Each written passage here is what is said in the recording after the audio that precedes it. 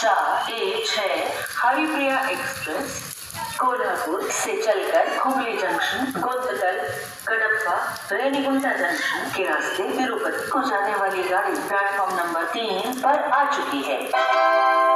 ದಯವಿಟ್ಟು ಗಮನಿಸಿ, ಕೋಲ್ಹಾಪುರದಿಂದ Hubli junction, ಗೋಂದಕಲ್, Cuddapah, Renigunta junction ಮೂಲಕ ತಿರುಪತಿಗೆ ಹೋಗುವ ಗಾಡಿ ಸಂಖ್ಯೆ 1716 ಹರಿಪ್ರಿಯಾ ಎಕ್ಸ್ಪ್ರೆಸ್ ಪ್ಲಾಟ್ಫಾರ್ಮ್ ನಂಬರ್ 3 ಬಂದಿದೆ.